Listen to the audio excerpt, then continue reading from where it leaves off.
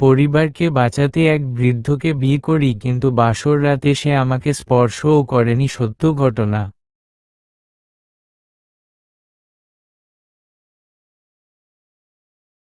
আমি আমার পরিবারকে বাঁচাতে এক ধনী বৃদ্ধকে বিয়ে করেছিলাম। কিন্তু আমাদের বিয়ের প্রথম রাতে সে আমাকে স্পর্শও করেনি। অন্ধকার ঘরে বসে শুধু বলেছিল, ঘুমাও, আমি তোমাকে দেখতে চাই। কথাগুলো যেভাবে বলেছিল তাতে আমার সারা শরীর কেঁপে উঠেছিল, আর সকাল হতে না হতেই বুঝে গিয়েছিলাম এই বিয়েটা কখনোই টাকার জন্য ছিল না। আমরা তখন চরম বিপদের মধ্যে ছিলাম। বাবার দেনা এতটাই বেড়ে গিয়েছিল যে ব্যাংক আমাদের বাড়ি বাজেয়াপ্ত করে নেয়। একদিনের মধ্যে আমরা পথে নেমে আসি। তখন আর সম্মান বা লজ্জার জায়গা ছিল না, শুধু বেঁচে থাকার প্রশ্ন।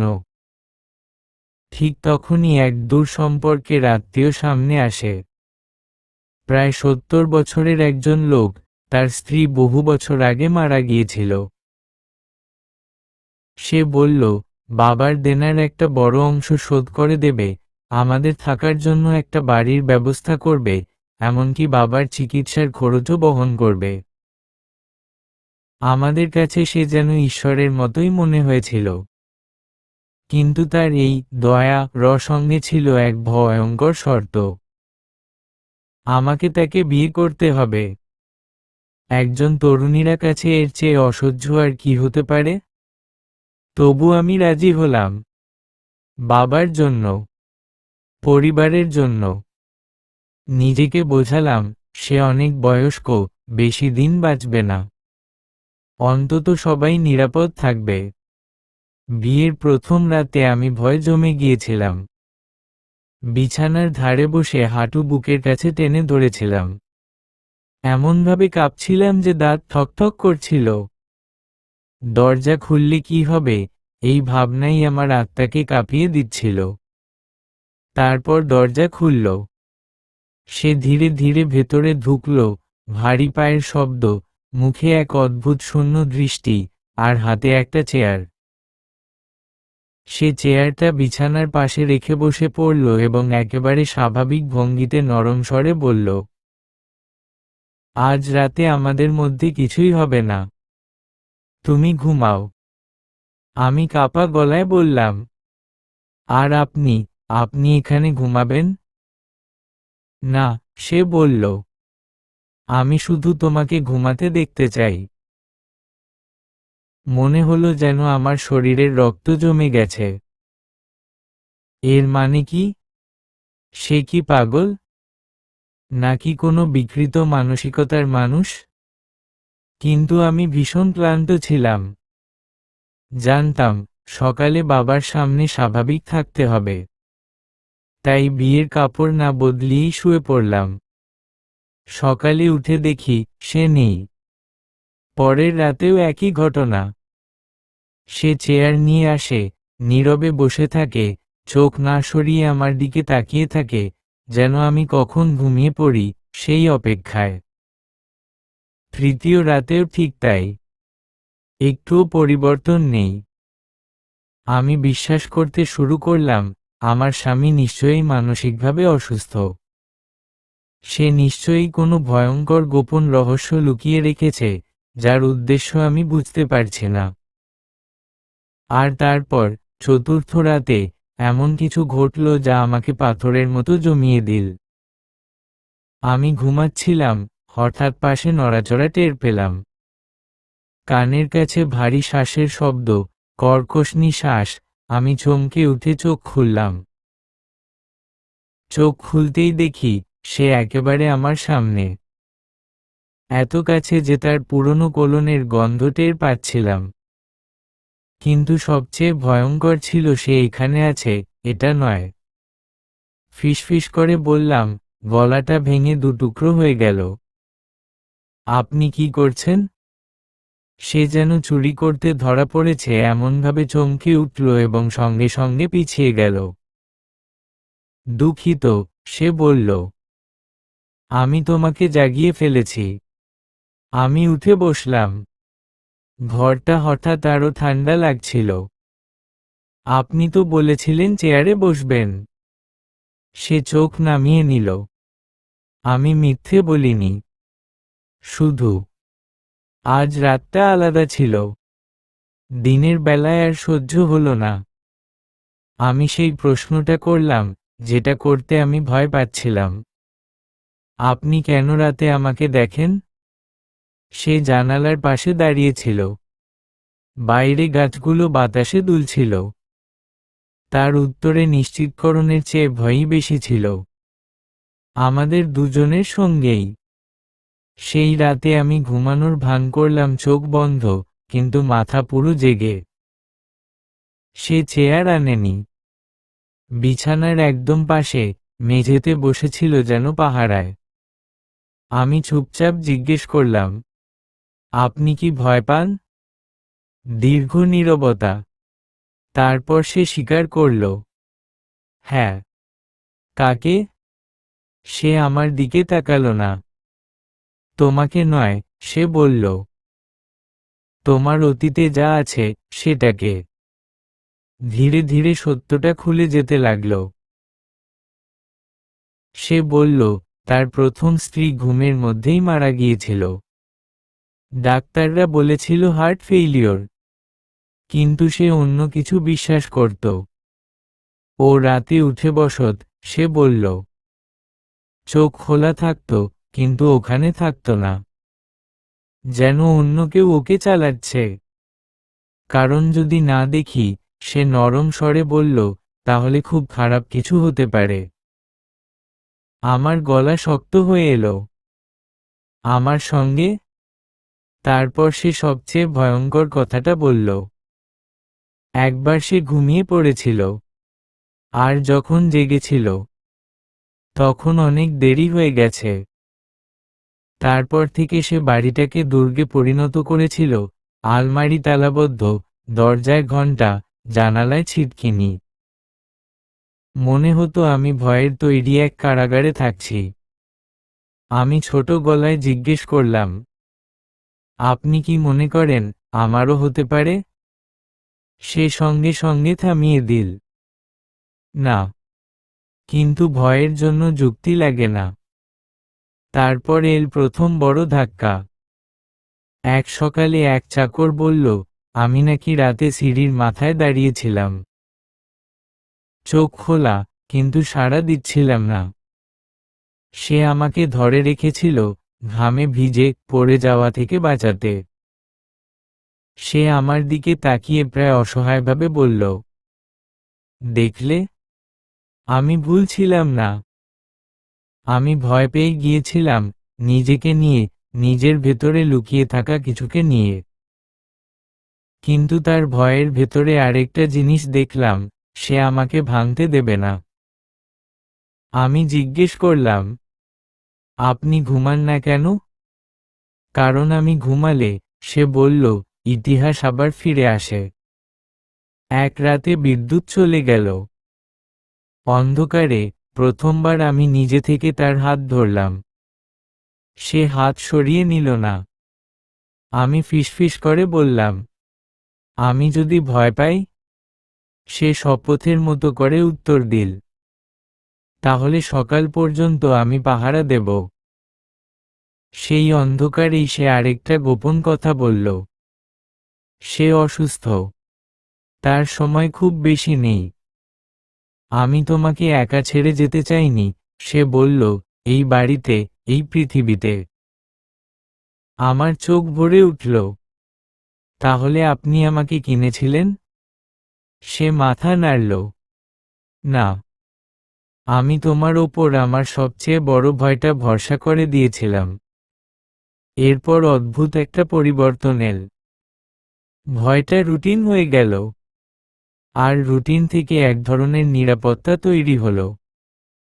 তারপর সে হঠাৎ ভেঙে পড়ল। পরদিন সকালে আর কোনো চেয়ার নেই, কোনো পায়ের শব্দ নেই, কোনো নীরব পাহারা নেই। শুধু সাইরেন আর হাসপাতাল। সাদা দেয়ালগুলো কারাগারের মতো লাগছিল। মেশিনের শব্দ, ওষুধের গন্ধ, দৌড়ানো পায়ের আওয়াজ, সবকিছু আমার ভয় আরো বাড়িয়ে দিচ্ছিল। সে অচেতন হয়ে শুয়েছিল, আগের চেয়ে আরো বুড়ো, আরো ভাঙা। একজন ডাক্তার আমাকে আলাদা করে বললেন, তার অবস্থা গুরুতর, হৃদয় আর মন দুটোই। আপনি তার কি হন? আমি একটু থেমে গেলাম, আর সেই থেমে যাওয়ার মধ্যেই বুঝে গেলাম এই বিয়ে আর কাগজের ছিল না। আমি স্থির গলায় বললাম, আমি তার স্ত্রী। 3 দিন সে জ্ঞানহীন ছিল। চতুর্থ দিনে তার আঙুল নড়ল, চোখ খুলল। সে প্রথম যে কথাটা বলল, এত নরমভাবে যে আমি ভেঙে পড়লাম, তুমি কি ঘুমাচ্ছিলে? আমার চোখে জল এসে গেল। না, আমি বললাম, এবার আমার পালা। তার সেরে ওঠার সময় আর একটা সত্য জানতে পারলাম। এক বৃদ্ধা নার্স করিডোরে আমাকে থামালেন। আপনাকে সব বলা হয়নি, তিনি বললেন। তিনি পুরনো নথি দেখালেন। তার প্রথম স্ত্রীর মৃত্যু স্বাভাবিক ছিল না। তিনি ঘুমের মধ্যে ছাদ থেকে পড়ে গিয়েছিলেন। তার আগে এমন 3 বার হয়েছিল, প্রতিবারই সে জেগেছিল বলে বেঁচে গিয়েছিলেন। লোকজন তাকে অদ্ভুত ভাবত, নার্স বললেন। কিন্তু সত্যটা হলো, সে ছিল একজন প্রহরী। আমার হাত কাঁপতে লাগল। তাই সে আমাকে বিয়ে করেছিল, আমাকে বাঁচাতে, আর নিজেকে শাস্তি দিতে। বাড়ি ফেরার পর সে আরো চুপচাপ হয়ে গেল। দুর্বল লাগছিল। আর চেয়ারে বসত না। দরজার কাছে ঘুমাত, বিছানা থেকে দূরে। এখন আমাকে আর পাহারা দিতে হয় না, সে বলল। তুমি নিরাপদ। কিন্তু আমি দেখছিলাম, সে নিজে নিরাপদ নয়। এক রাতে জ্বরে প্রলাপ বকছিল। যেও না, দেখো, হাসো। আমি তার হাত ধরলাম। আমি এখানেই আছি। সে চোখ খুলল। প্রথমবার সে আমাকে ভয় ছাড়া দেখল। তুমি নিশ্চয়ই আমাকে ঘৃণা করো, সে ফিসফিস করে বলল। হয়তো করতাম, আমি বললাম। এখন আর না। তারপর এল আরেকটা ধাক্কা, আমার স্লিপওয়াকিংয়ের কারণ। ডাক্তার বললেন, এটা শৈশবের ট্রমার সঙ্গে জড়িত, চাপ পড়লে যা জেগে উঠেছে। আপনার স্বামী এটা চিনতে পেরেছিলেন, ডাক্তার বললেন। আপনি জানার আগেই। সেই রাতে ভয় ছিল না, শুধু আফসোস। আপনি আমাকে বলেননি কেন? আমি জিজ্ঞেস করলাম। সে জানালার দিকে তাকিয়ে বলল। কারণ বললে তুমি পালিয়ে যেতে। আর এখন? সে দীর্ঘশ্বাস ফেলল। এখন পালানোর দেরি হয়ে গেছে। তার স্বাস্থ্যের আবার অবনতি হল। এক সন্ধ্যায় সে বলল, আমি যদি চলে যাই। বলবেন না, আমি থামিয়ে দিলাম। কিন্তু সে বলতেই থাকল, বাড়িটা বিক্রি করো। বাবাকে নিয়ে নতুন করে শুরু করো। আর আপনি? সে উত্তর দিল না। সেই রাতে সে ঘুমিয়ে পড়লে আমি চেয়ারে বসলাম, ঠিক সেই চেয়ারটায়, যেটায় সে একসময় আমাকে দেখত। এবার আমি তাকে দেখছিলাম। আর তখন দেখলাম, সে হাসছিল। আমি বুঝলাম, বিপদটা আর আমি নই। সে সবসময়ই আমাদের জনকেই আগলে রেখেছিল। পরদিন সে বলল, আমি সিদ্ধান্ত নিয়েছি। কি? আমি আর ভয়ে বাঁচব না। তার অপারেশন হলো, ঝুঁকিপূর্ণ, দীর্ঘ, অসহ্য অপেক্ষা। ডাক্তার বেরিয়ে এসে হাসলেন। সে বেঁচে গেছে। আমি কেঁদে ফেললাম, কারণ তখনই বুঝলাম, এই বিয়েটা কোনো চুক্তি ছিল না। এটা ছিল অন্ধকারে একে অন্যকে খুঁজে পাওয়া জন ভাঙা মানুষের গল্প। তবু শেষ পরীক্ষাটা বাকি ছিল।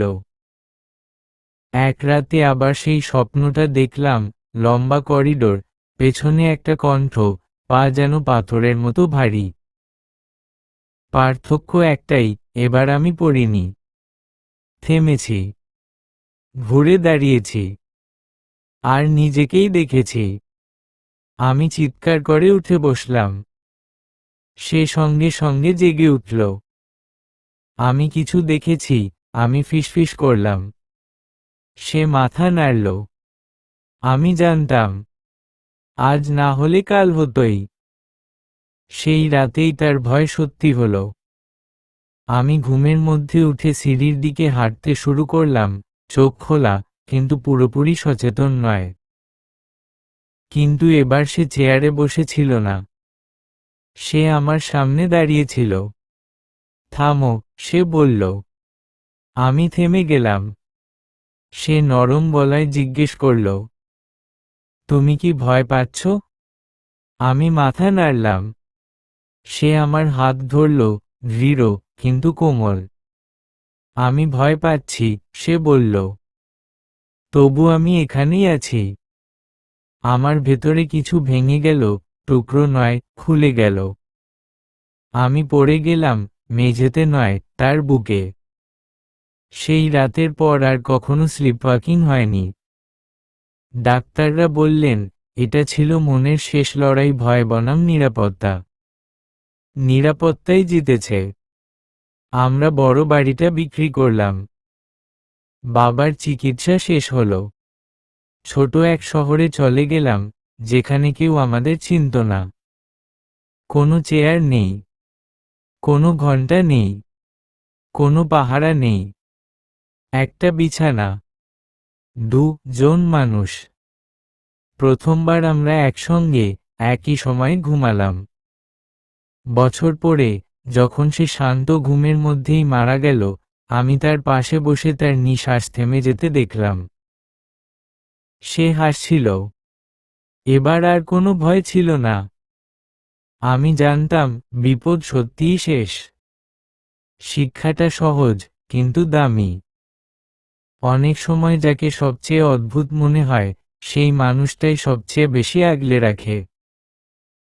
আর কখনো কখনো, ভয়ের বিরুদ্ধে দাঁড়ানোর একমাত্র উপায়, কারো হাত ধরে একসঙ্গে দাঁড়িয়ে থাকা।